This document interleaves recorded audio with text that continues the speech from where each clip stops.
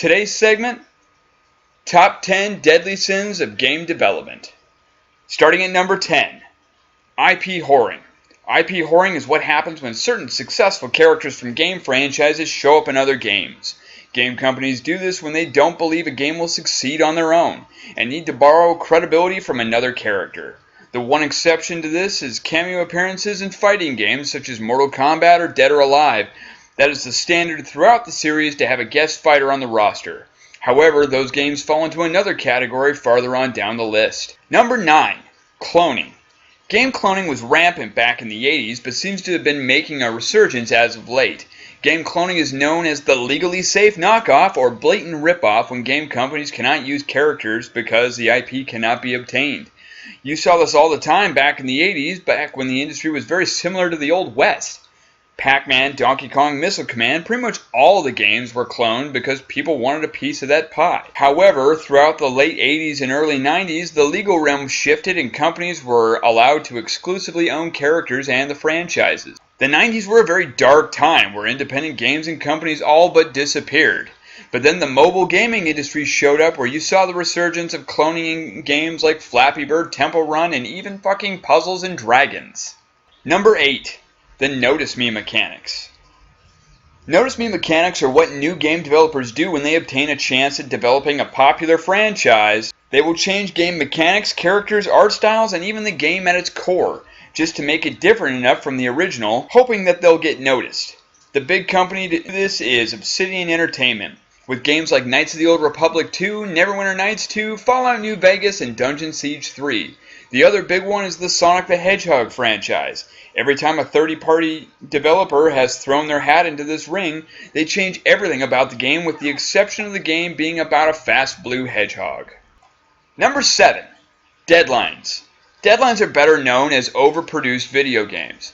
This is a sin that was born during the 90s during the rise of the gaming industry.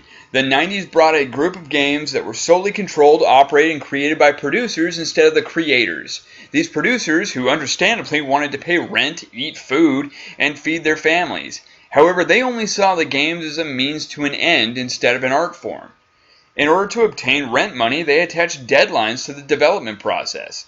As comes with deadlines, so comes rush deadlines, which inevitably leads to poor games and game reviews. But thanks to the newly discovered internet and the 90s, patches were created to correct that issue, leading to half-finished games at full price with the promise of patches and DLCs that never came. Number 6. Code Monkeys. Code Monkeys are the siblings of the 90s era. As the industry and the internet bloomed, so did the need for the people to program. Colleges flooded with the opportunity for coders to work on the biggest games of the year, only to be met with a cubicle and no say in the game whatsoever. With the producers having full control, the developers were left trying to tie those ideas into their own aspirations, most not having any idea how to code or even how it was done. This was left to the capable hands of the programmers, but due to this disconnection, the communication process was dropped and often led to numerous bugs and overhauls of the video games at the last possible second, in an attempt to appease the masses. The biggest deviant here is the unfortunate relationship between Electronic Arts and BioWare. For proof, look no further than the Dragon Age series. Dragon Age Origins was created by BioWare and was very familiar to all the other games in their library, but when they were eventually bought out by Electronic Arts and the sequel came, Dragon Age 2 was riddled with bugs and changes to gameplay to make it more acceptable for the console gaming market, as directed by their producer overlords. Make no mistake, EA is evil. Number 5. Stargazing. My grave, a tongue shriller than all the music calls me. You shall follow me yet for a while, then we must part. You don't know how long I've been looking for you. I'm a ghost. Actually, now I'm your ghost, and you? Well, you've been dead a long time. Stargazing is what happens when a popular movie or television star is offered a role in the upcoming game. They say they will be in the game for X amount, and as always, X is about 10 times the amount the company was willing to spend on that actor. The fallout from this is that more times than not, the actor phones it in and gives a very bland performance, because they need to pay bills just like everybody else. And the gaming company is forced to use 1 or 2 normal voice actors to supplement the remaining 100 characters in the game. The biggest culprit of this sin is Bethesda Softworks for games like Fallout 3 and Oblivion, and the master performance of Sir Patrick Stewart and Liam Taken Neeson. So, looking forward to Dwayne Johnson being in the Doom remake, and everyone else being voiced by the janitor at Bethesda who needs his own friggin' IMDb page by now. Number 4. Going stale. Stale games have been given life by the hordes of devoted game followers that wanted a sequel to their devoted insert title franchise. Inevitably, all good things must come to an end, and probably more unfortunate, gamers don't like to deal with that reality. The other side to that coin are the producers of that game, who see those type of gamers as walking wallets. As long as you keep buying the games at $60 a pop, they will kindly oblige you with a new entry to your franchise.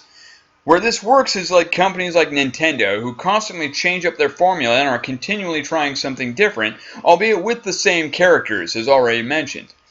Where this doesn't work, and the overall evil, is companies like EA. It's in the name. EA will gladly rape your wallet by allowing the opportunity to purchase games like The Sims, Madden, Battlefield, Burnout, Command & Conquer, FIFA, really any sports game ever, Medal of Honor, and even freaking Bejeweled. Number 3. Gimmicks. Gimmicks are things, terrible things, that never do well. They are always very well hyped with very important people with credibility. But let's be frank, gimmicks never do well. You all remember the Nintendo Glove? 3D? All 4 attempts at 3D? Virtual reality with the Move, Wiimotes, and Kinect? You remember how those changed your life forever? Well, that's because it didn't. It had its run, and it fizzled out before it really ever became anything. Gamers don't want innovation, they want what they're comfortable with. The one weird example of this kind of working, but not really, is Sega. Sega refused not to innovate no matter what and paid the ultimate price for it. You know how you can connect to anybody, anywhere, all over the world, over a gaming network straight from your console? Well, the Sega Dreamcast did that, but nobody wanted it. Upgrades to your existing consoles without having to buy a new console every time? Well, you had the Sega Genesis, but no one wanted it. Sega Nomad, Sega Game Gear, Sega Saturn, Sega Master System, these were all pioneers of innovation. The problem was they gave the gamers the choice to innovate with them. At the end of the day, folks, if you're going to give the gamers the choice to innovate, it's a gimmick and won't last past the life of the console. Number 2. Wonky control schemes. We're in a fantastic day and age now where the game developers have figured out what controls work and what controls don't. We've been taught how to play games over a decade. That's why when weird games come along where they deviate from the control scheme, it just makes us...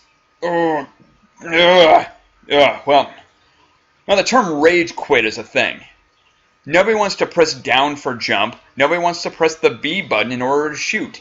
If your FPS doesn't use the right or left trigger to shoot, it is instant garbage. I don't care how good your story is. I don't care how good your graphics are. If you don't have a button mapping feature in your options, it's fucking garbage. No gamer anywhere will relearn 20 years worth of knowledge to play your shit game.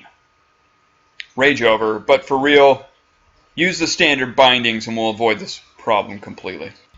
And number 1, tutorials. Tutorials are nice things.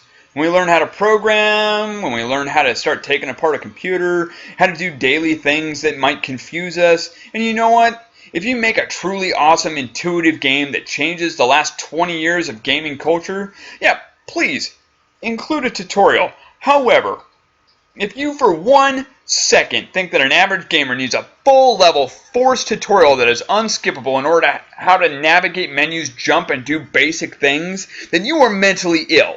I'm looking at you, Game Freak. If you are so dense to think that your game is so difficult that I require a companion to follow me around and continue to explain things to me, then you need to take a long walk off a short fucking pier. Alright. I'm not going to go real in depth on this one because there are a lot of YouTube videos already on this subject, but let's just go and say that nobody likes companions, non-skippable cutscenes, and adding a forced dialogue in the disguise of a story, when all it is a tutorial for your terribly designed game. Just don't bother. That's it, folks. Thanks for checking me out, and if you liked what you heard, go ahead and hit that subscribe button. Shoot some comments. Let me know what you want me to break down about the gaming industry next time. See you guys.